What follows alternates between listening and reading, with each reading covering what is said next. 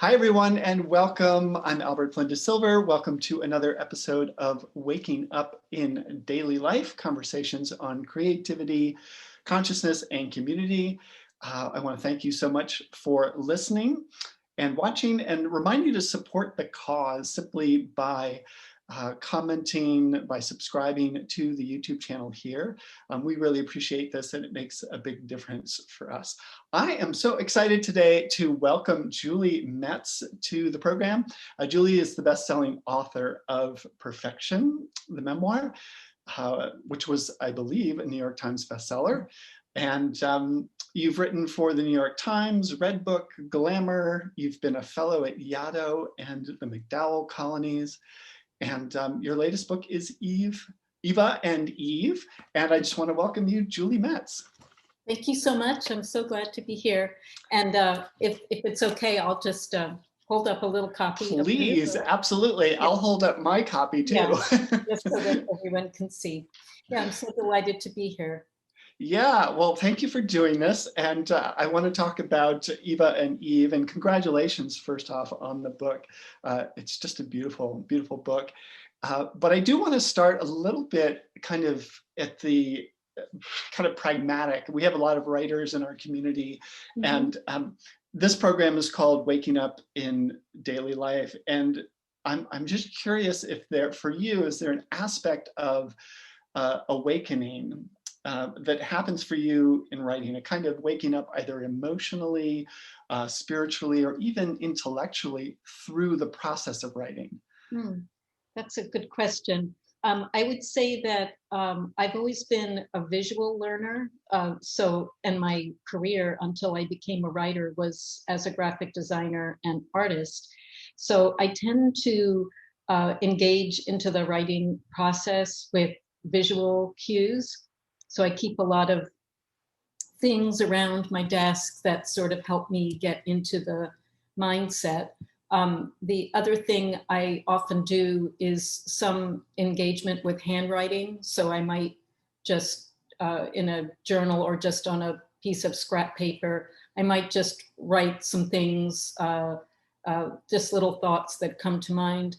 I'll read through notebooks, and all of that I think is part of a process of engagement. And if I think of awakening as sort of engaging.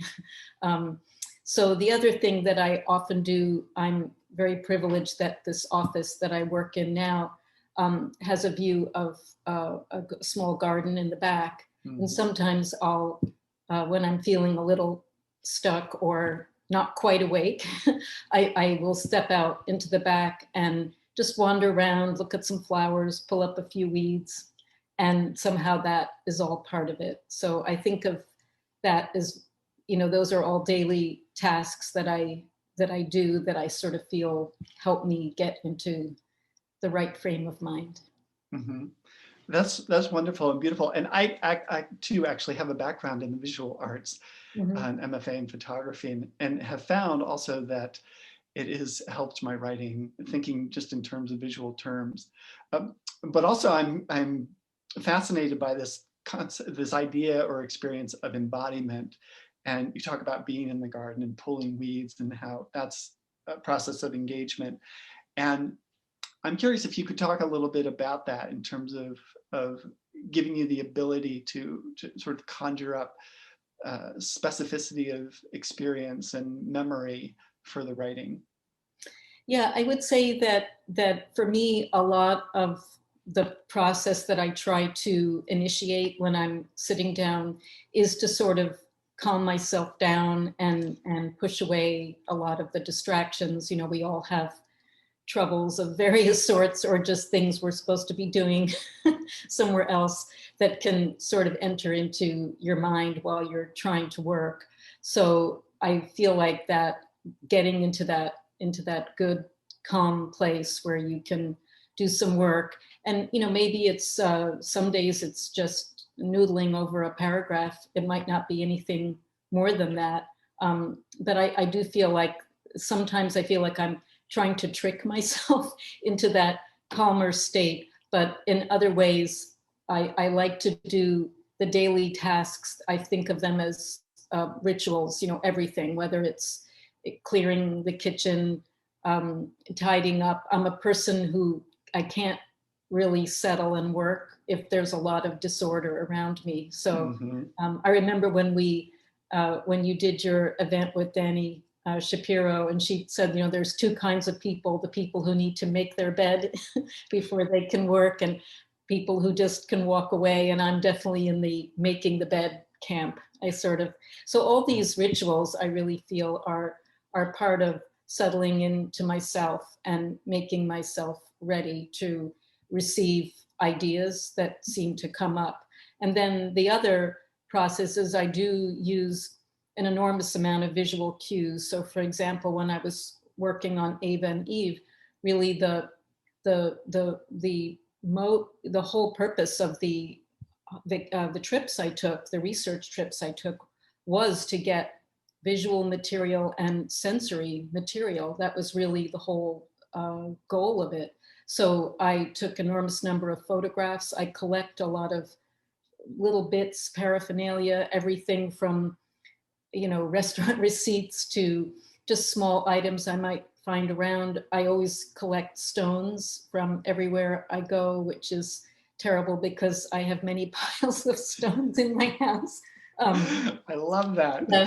Here's an example of one. Oh, that's great. I have a collection from all over, and I find the stones really help me remember a place very well, and then that helps me in turn recapture the sensory experiences of being in the place.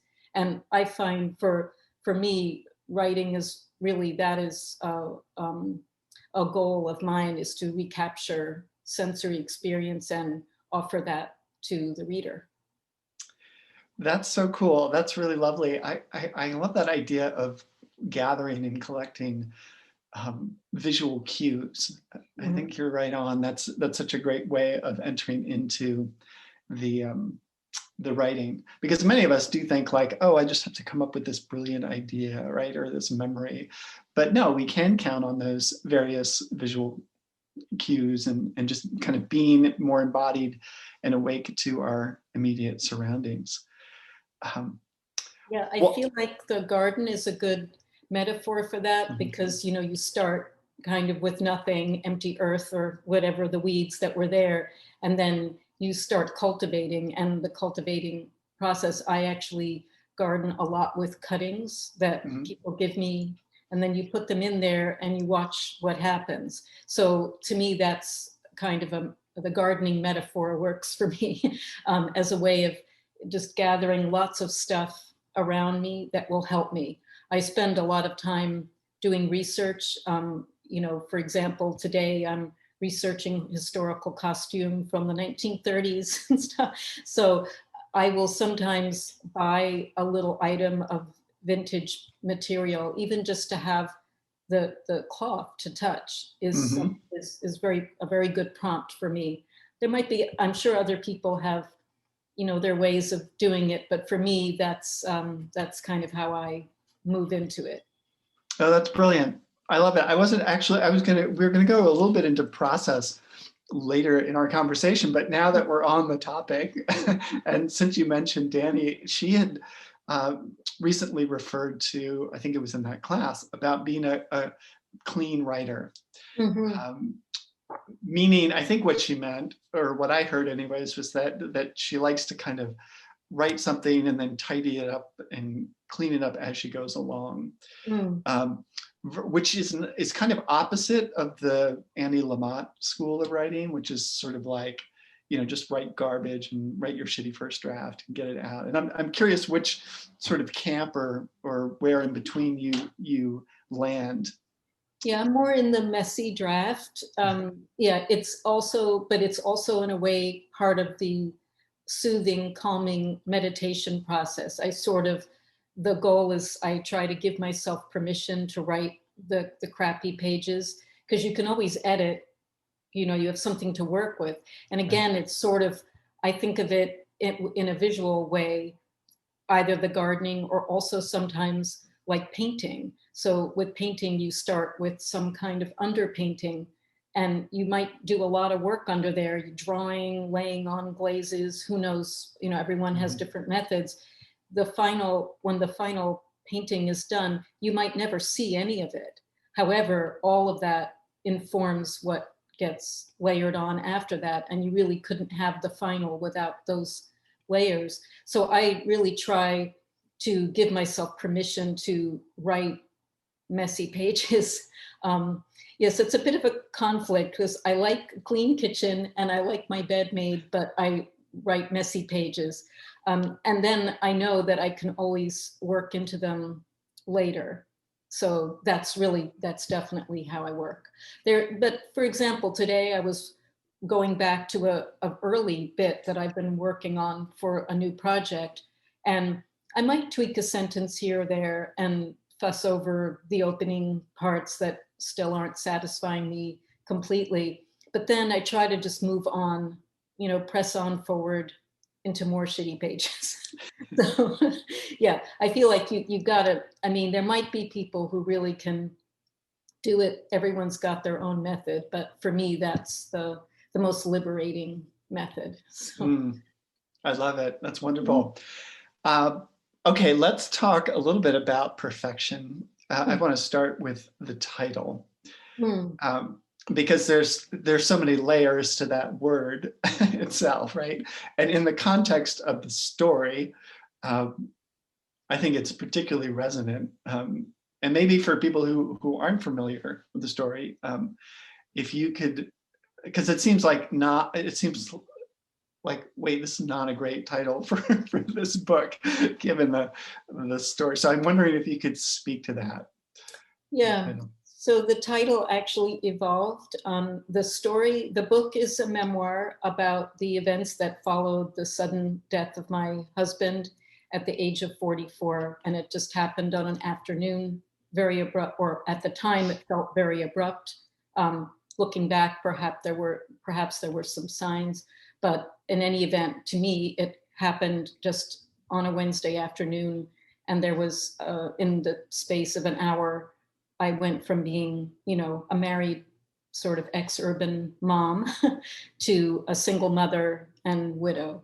And then about 7 months after that, more things came to light, which were that my husband had really been living kind of a secret life. He'd been having a long affair with a woman in my town, and there were others. And so the book is really about trying to figure out, who I was in the aftermath of all this, what my marriage meant, what was truth, what was lies, and then of course chart a new path into the beyond, where I could just sort of start over, but not lose everything from the past. So the title evolved because my husband was a writer, and at the time of his death, he was working on a book that was a food book. It was called The Umami Trail in Search of Perfection. So umami, as some people might know, is, they call it the fifth taste. And it's sort of the taste of ripeness and deliciousness. It's a Japanese word. So my title, Perfection, of course, is ironic, but a nod to that idea that we search for perfection and we don't find it. So that it was sort of a redirection, meant as a redirection. So that's how that title came to be. Well, and I'm also curious, since we've just been talking a little bit about process, and something that comes up all the time in our community and as a teacher, perfectionism, in relationship to writing. And I'm curious if that also has threads for you, just in terms of maybe not just with writing process, but also being the perfect wife, being the perfect mother, being the perfect woman, that kind of a thing. I would say definitely. And a lot of what I tried to do in the memoir was to sort of say, here's a whole bunch of messy stuff. And, through that messiness, I had to accept that some of my ideas of what my life was supposed to be, or was going to be, were all upended. And then it was during that time also that when I started working on the book, I did read Annie Lamott's Bird by Bird, and took that as kind of one of my writing Bibles. And of course, she advocates the shitty pages. So that was all part of it, was sort of, yes, we can give up on all that idea that we're going to do everything perfectly. And, I was a single mother, mistakes were made, you do your best. I was just actually talking with my now adult child a few days ago, remembering that time and just thinking about, that was crazy, but here we are. We got through it somehow, and now they're 24, and so we did the best we could. But sort of assessing that, I think we're all crippled by striving for perfection, and it really is a damper to creativity when we try to do everything perfectly. I find absolutely, without exception, the best cover designs I've ever done were all happened by accident. And the best writing passages happened when I was standing in the shower, taking a walk, pulling up weeds in the garden, and then I just run inside and scribble that down just as fast as ever I can. Sometimes while semi-dreaming, in the morning when you're just coming out of sleep, sometimes the solution to writing problems appear right there. So I try to keep a notebook by the side of the bed for those moments. But I would say that it's what I call happy accidents have really been the best breakthroughs. Yeah. And deadlines. Yeah. Deadlines are good. Well, and I'm so curious, what gave you the courage? I mean, just reading a little bit into this story, I was just so kind of blown away, like, of your resilience and your ability to survive it's not even like a double blow, but it's like a quadruple blow. And not only the courage to survive, but as a woman and as a writer, the courage to write into and express the anger, because this is not something that's accepted, in our culture, right? There's this sort of overshadow of like, okay, calm down, little lady. Like, we don't want to hear your anger and your rage. So what gave you the courage to do that, and then to be willing not only to write it out for yourself, but then share it in the world?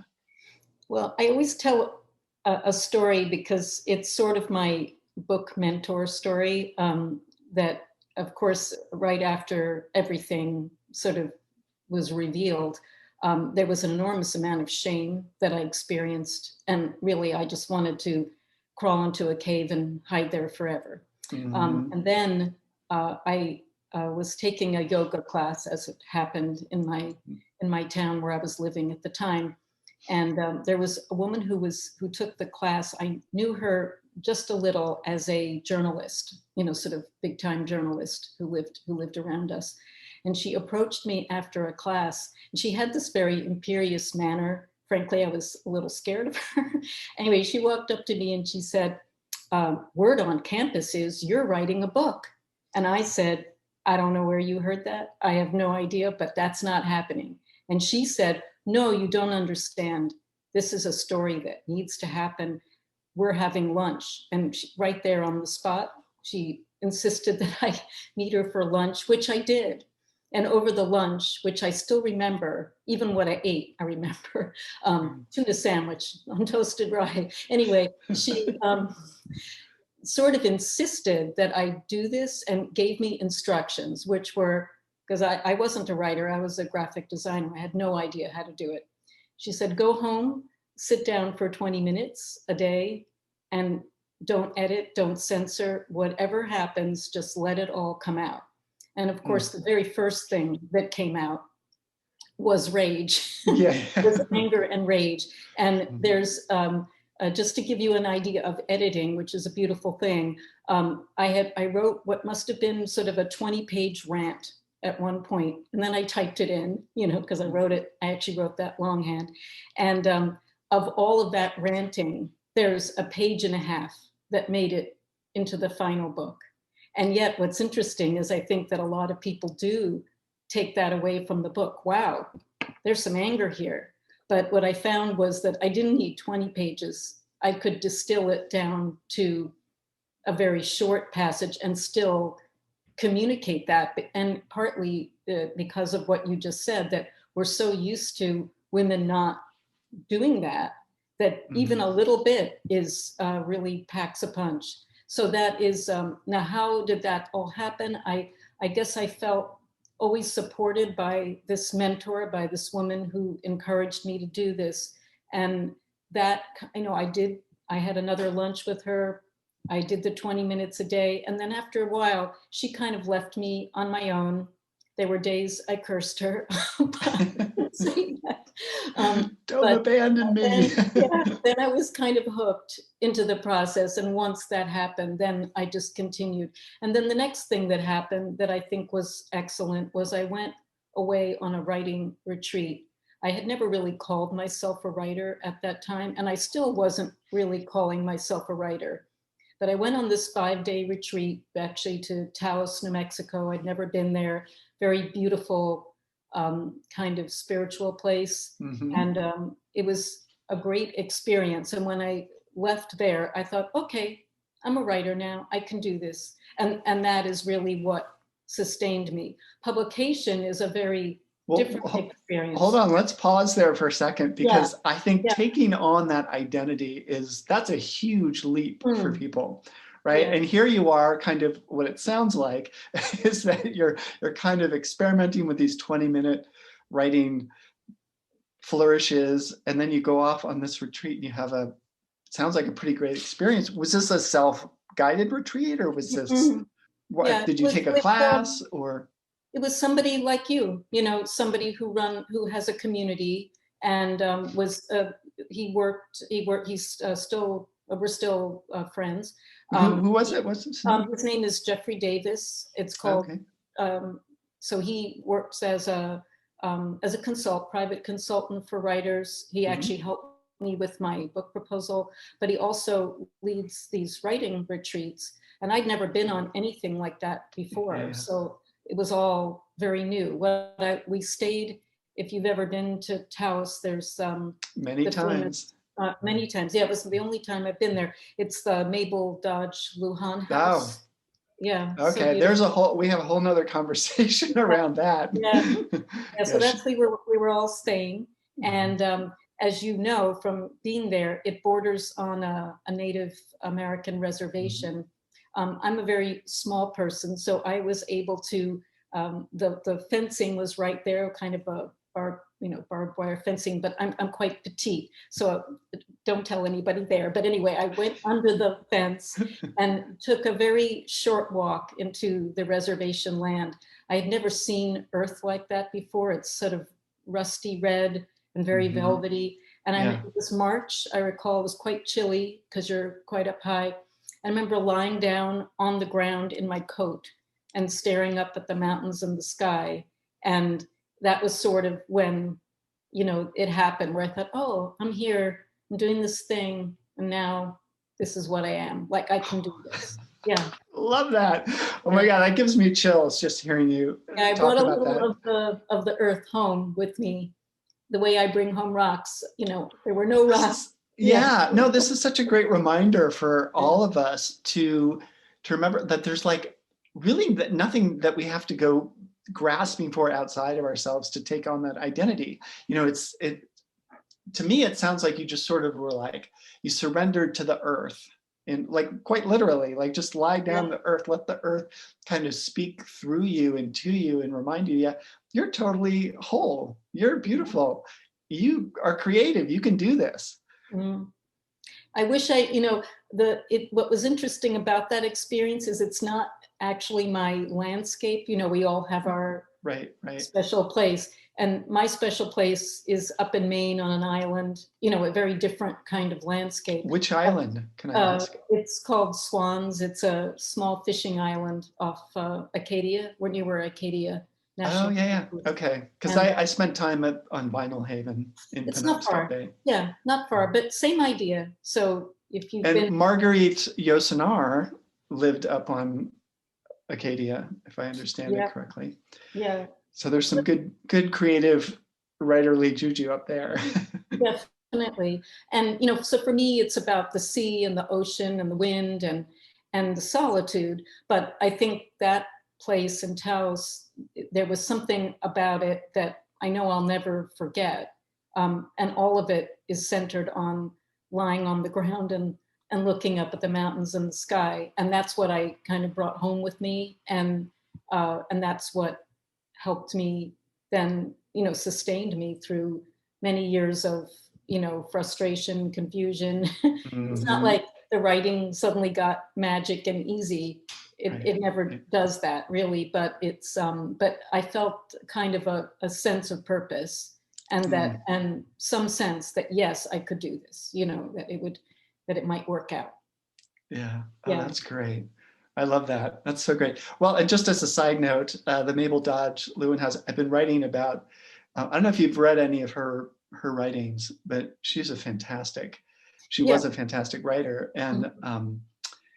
And she was friends with this guy, Jaime D'Angelo, who I'm actually writing a fictional Mm. biography of right now. And so I've just happened to be over the last few months reading a lot about her and her work, and D.H. Lawrence hung out there a lot, Yeah. all these incredible George writers. O'Keeffe, and Yeah. so was the whole kind of cultural mecca was happening at that house. Yeah. Well, yeah, so there's a lot of great energy Mm. there too, like the creative energy. And so I think that stuff's real, that like you go to a certain place, and if it's imbued with historically, with creative intent and expression, that can, it can seep in, shall we Mhm. say. And I found the other places where that's happened for me has been at residencies. So, Ah, yes. and I really do recommend people. It's hard to get one, but it's a beautiful experience. You are surrounded by other people in other disciplines who are doing their thing, and you're doing your thing. And I found actually in many cases the most kind of creative conversations I had were not with other writers, but with painters, sculptors, musicians. It was a very lots of cross pollination and that was very moving to me. I have friends that I made at those residencies, and that also feels very supporting in a way that's hard to define. But Oh, yeah. yeah, so No, it's that's brilliant. Uh, Yaddo and McDowell, you're not supposed to call them colonies anymore, is that right? Or can we still call them colonies? I think McDowell, they just call it McDowell now. The Yaddo, it's actually the Yaddo Corporation. That's how Yeah, the corporation. family Okay. set it up. One of the other residencies I've been to, it's called the Virginia Center of the Creative Arts. And Mm. I love this place. It's on an old farm in Virginia. And Hmm. you really do feel quite away from everything. The studios are all in an old dairy barn. So Mm. you're working kind of in a, it's quite a pastoral place. The only times I've been there have been in the winter. So you wander around in the snow and, but all these experiences, I'm sure you're starting to understand that for me, it's like some kind of immersion in the landscape, and physical spaces really, really help me a lot in Yeah. my work. Yeah. Well, that's so wonderful. Um, okay, so moving along here, we talked a little bit about process. I think maybe we should, I'm looking at the time, maybe we should shift to uh, Eva and Eve, Mm. which I'm pronouncing incorrectly. Can Well, you can you say the yeah, proper pronunciation? yeah, I say Ava just because Ava. it would have been that in German, Yeah, yeah. Ava and Eve. So yes, it's the story of my mother's family and how they escaped from Nazi-occupied Vienna in 1940, which was late. Many people had been trying to leave since 1938.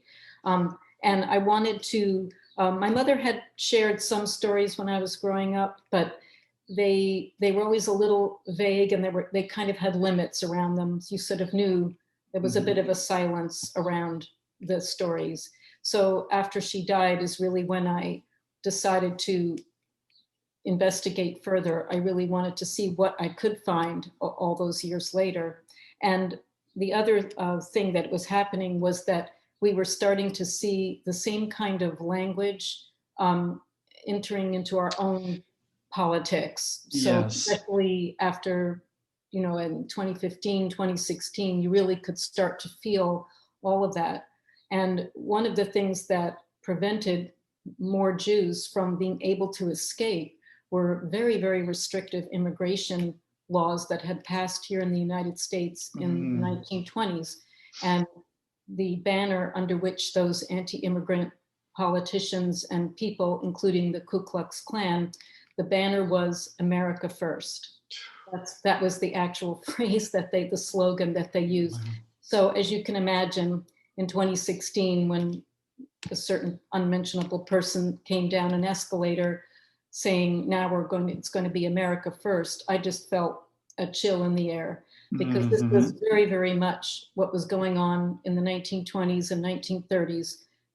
America First has a long history in this country. It's always been racist. It's always been xenophobic every single time. So part of it was a personal quest to understand my relationship with my mother and the family, but I was also finding more universal messages in how we approach each other and the kind of compassion that we show for people who are in distress. Yeah. No, that's completely brilliant. I was going to ask a little bit about that, but I'm glad you mentioned just the timeliness of the story. Like, I mean, you could have written this memoir at any time in your life history, right? On some level. And yet the timeliness of it is so resonant. And I had a teacher at the Art Institute he was my favorite teacher, Paul Koss. And he used to talk about that in terms of visual art. Can you make it timely is like one thing. It can be timely and a one-hit wonder, but can you make it timely and timeless? Right? And I think, well, actually, you tell me, can you speak to the timeless elements of your mother's story? Yeah, I think that's so important in memoir. I mean, you take a particular story that's your own, you want to find a universal message, and then also something that will last, hopefully. I would say here the message is the understanding of persecution, how it happens. It's obviously been going on for a very long time, and unfortunately there's no end in sight. So for me, the message was really about that small acts of kindness really made all the difference for my family. That there were good people who looked after them. There were moments of incredible good fortune and just dumb luck. I experienced them as a writer while I was doing my research. Those very same things happened. And I felt like it was, I was really trying to understand my grandparents, whom I never met, my maternal grandparents, understand them as best I could as people, but also as examples of a kind of persistence and resilience that I think we can all admire. My mother, with whom I had at times a very difficult relationship, I sort of came to understand maybe why, which was that same kind of persistence and resilience. She has it, I have it, my child has it. There are good times for that, and to seek that in myself and manifest it in a positive way is really the message that I hope people will take away. Yeah, that's beautiful. I want to kind of dive in here and read something, if I may. And this is a little bit of a logistical thing that one of the many passages that caught my attention and admiration. But I wanted to read this little section here that seems sort of random, but I think it could, I just want to ask you about it and see where it takes us. This is from page 43, and you're on this trip to Paris with your mother. And you write, "My mother loved my hostess, Madame Perry d'Alincourt, a willowy woman of aristocratic pedigree in her 60s, white blonde chignon, cream silk blouses, slim Chanel suits, Charles Jordan pumps, trailing a floral gust of number 5, who is in the last years of an advertising career." So I don't know why I love that passage, but I'll just say that there's just this vividness of character, and even to kind of a B-list character, as it were. And I'm curious if you can speak for our aspiring writers out there, like, why give so much kind of luscious attention to this sort of B-list character? It's, I think it's just part of that attachment that I have to sensory experience. I mean, the scene, she is a minor character. She appears on that page and that's the end. She doesn't reappear. But there was something about her that was so kind of quintessentially European and French. And I really wanted to make that sort of known to the reader. And what I remembered about her. I remembered all these things so clearly, and that's why she stayed with me. So I hope as a writer, well, if that's what stayed with me, let me offer that to the reader, and then maybe they will understand, that scene. A lot of it was because she was a European woman and my mother was European, and they bonded because of their European background. So I was really trying to set that up. And also that when you're traveling, I think if you've had a good traveling experience, you remember, I don't know, the smells, the flavors, everything. A long time ago, I traveled to Africa for a month to Malawi to visit a friend who was in the Peace Corps. And to this day, sometimes I'll be walking down the street and I get a little whiff of something in the air. And I'm like, oh, that's Malawi. And it's something like the heat of the sun, the smell of the roads, fried food, cooking, things like that, human sweat, and it's all like melded together. So I walk around with a lot of that kind of memory, sense memory. So I guess that's why I like to offer that in my writing. But that's not a given, right? I mean, this is the path of the artist, the journey of the artist. And it takes work, it takes attention, right? One has to be open.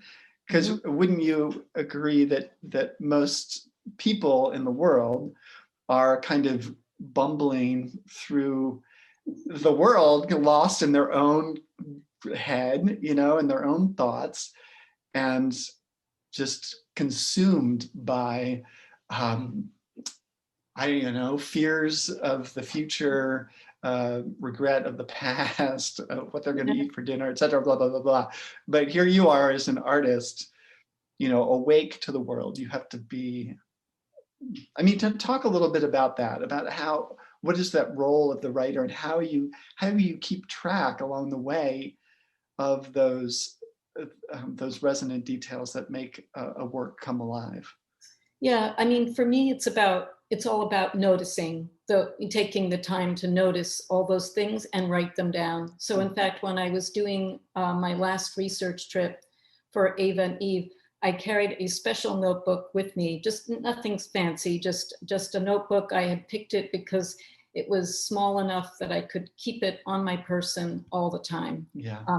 And everywhere I went, every time I sat down, then, I would go do some research or go do the thing or meet a person. And then it was in Trieste or in Vienna, lots of cafes. I would immediately go sit down and write everything up longhand in this notebook immediately, everything, and then slip in all the cafe receipts and take as many photos as I needed. And that notebook was very precious to me because that was it, you know. So I never let go of that notebook. And when I came home, that would never go into the suitcase. That was on in my knapsack with me Mhm. the whole time. And that's really how I was able to recreate all that, was because I had kept that notebook with everything.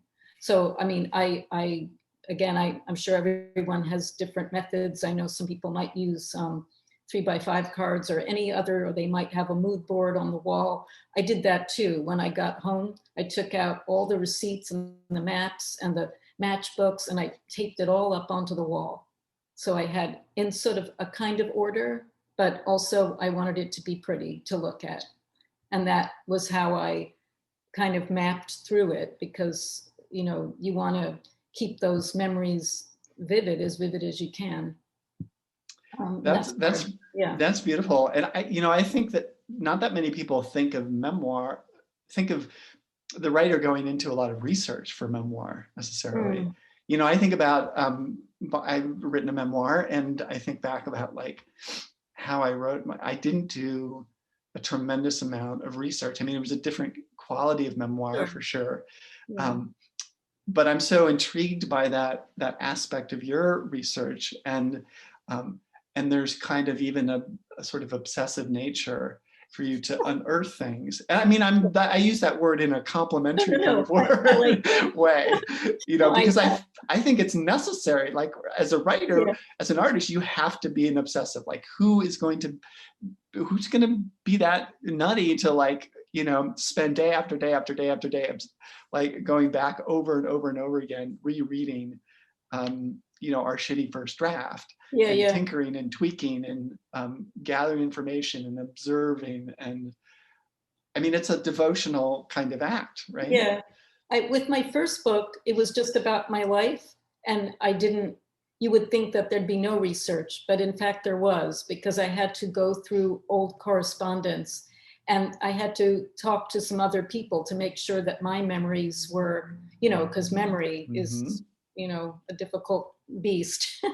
With this book, there was actually historical research that I had to do, and lots of it, about a time period that I thought I understood quite well, but in fact, I learned a ton. Mm-hmm. I didn't know, most people don't know very much about what happened to Austria during the Second World War. That's because Austria as a country has tried very hard to kind of whitewash things and bury a lot of Mm-hmm. stuff. They're not trying to advertise it.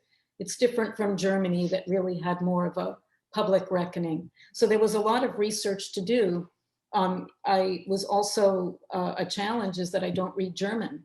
I don't speak German. This was my mother's first language, but for complicated reasons that maybe you can imagine, she never taught us to speak German. So Mm-hmm. that was also a problem. So I had to find people who would help me.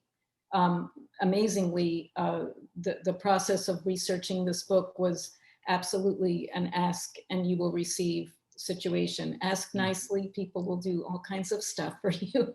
um, and so I always just tell people, ask, the worst that can happen is they say no, they don't have time, and then Right. you'll find someone else.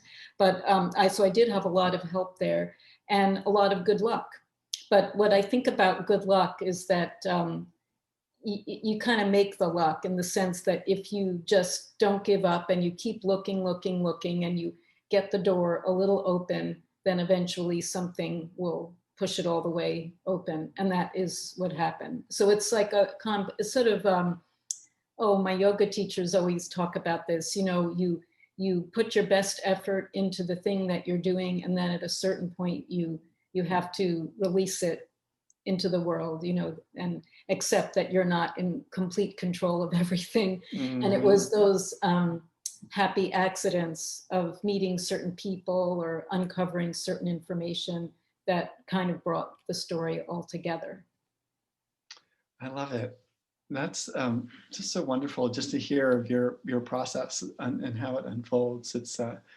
It's quite lovely. I want to talk a little bit about structure Mm. because this is such a conundrum for many writers, particularly with memoir. Like, how do we structure the thing? How do we organize our stories? Particularly if we have a lot of disparate information coming in, like you did with Eva and Eve. So just for people who aren't familiar, there's 4 parts to this book.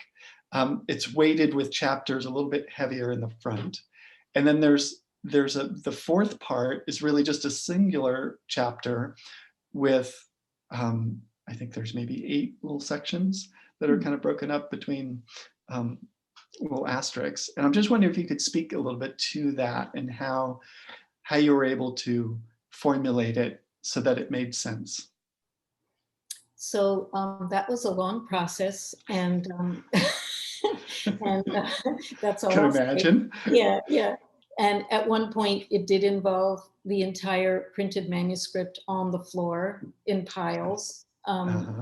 So it was a messy process, and I would say it was during a residency that I had some where you're really separated from every other distraction, that I did have a kind of final insight that the story was going to be a sort of a shifting back and forth between the historical past and what was happening then, and myself as the narrator, reporting on that and discovering that it would actually be a memoir about that process of finding things.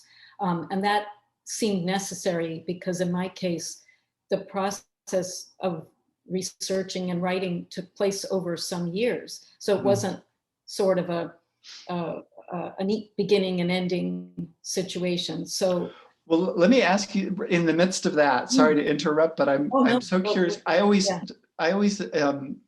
tell my memoir writers to pick a time frame, even if it's loosely threaded, but just because a memoir is not about an entire life, right? It's about a portion of a life.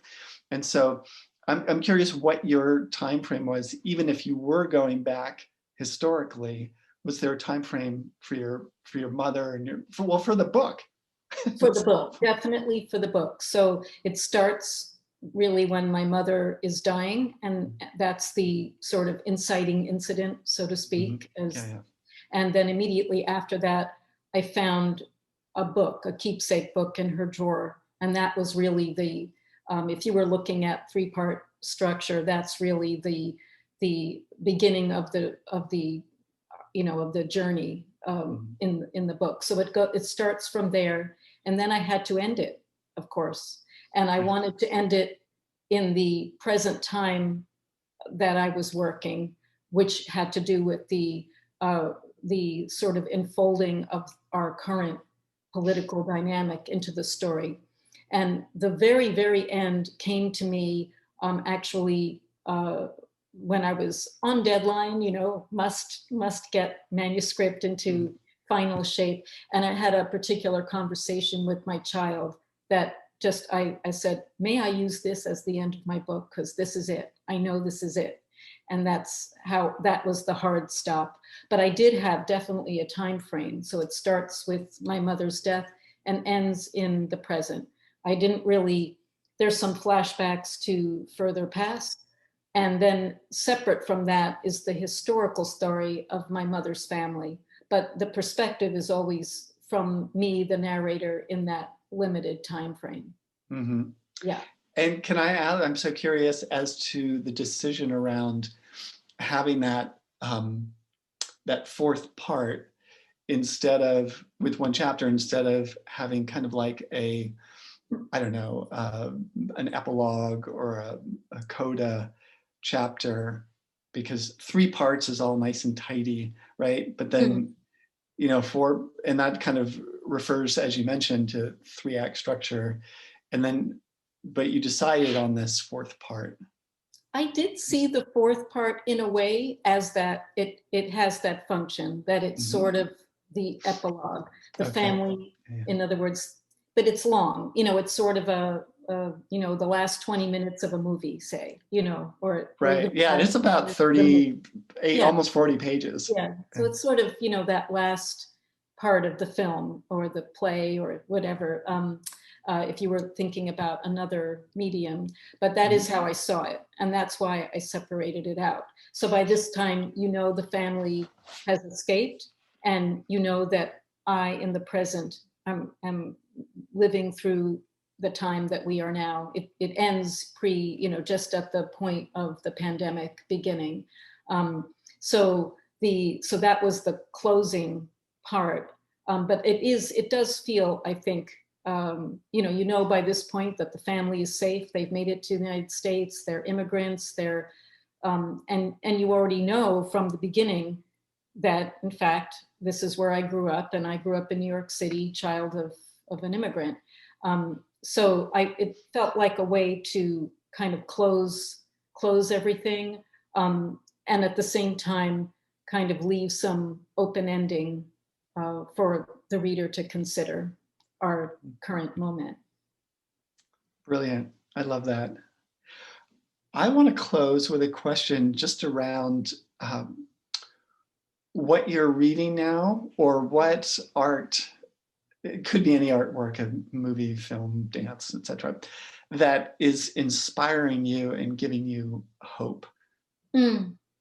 Right now, I am reading Great Circle by Maggie Shipstead, new novel that just came out, big fat one.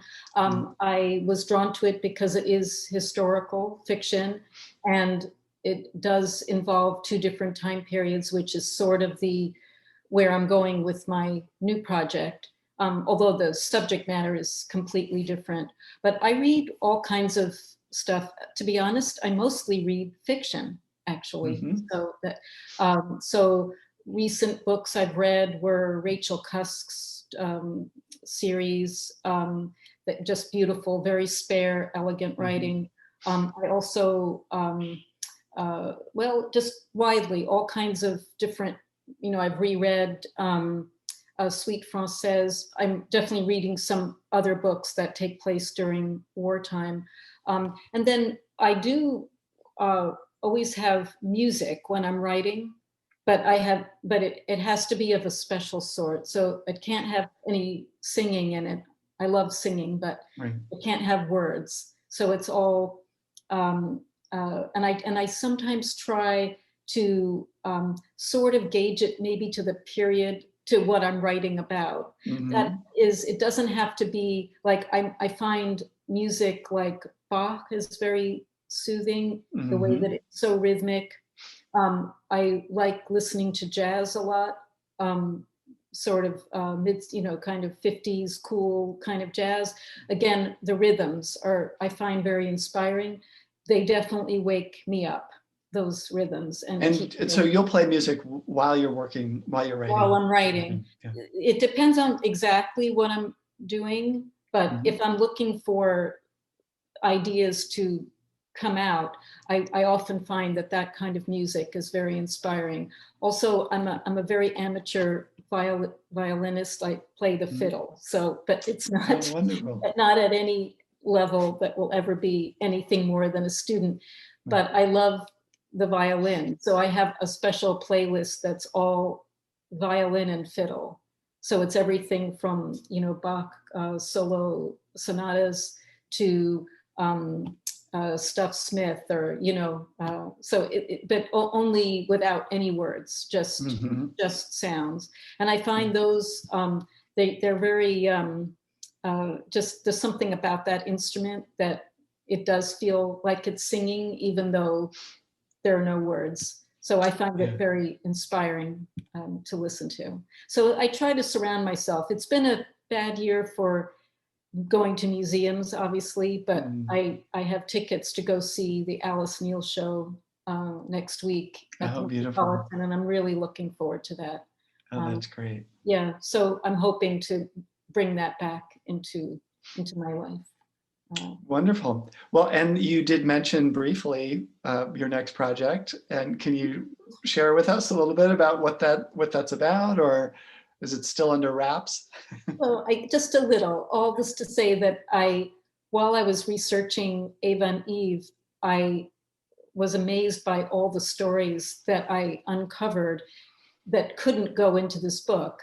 And so I thought, oh, let me return a little bit to this time period, and take some of the stories, the other things that I found out that might have happened to other people. But this one's shaping up to be fiction, I sort of explored some fictional devices in Eva and Eve in order to fill my narrative. But this time I'm just letting that part of myself open up, and we'll see what happens. That's great. I love it. And so this would be your first attempt at a novel? It would be, yeah. Yeah. So oh, that's so exciting. That's so no great. Pressure, right? Right. Right. Yeah. Well, Julie Metz, it has been an absolute joy and a delight. Congratulations on the book. And I want to thank you so much for being here and sharing so openly and generously on process and practice and all the various topics that your books include. I know our audience is going to get a lot out of this conversation. So thanks again for being here. Yeah, thank you, and best of luck to all the writers out there. And just a reminder to everybody, please do subscribe down below here, and feel free to share about this interview and all of our others on social media.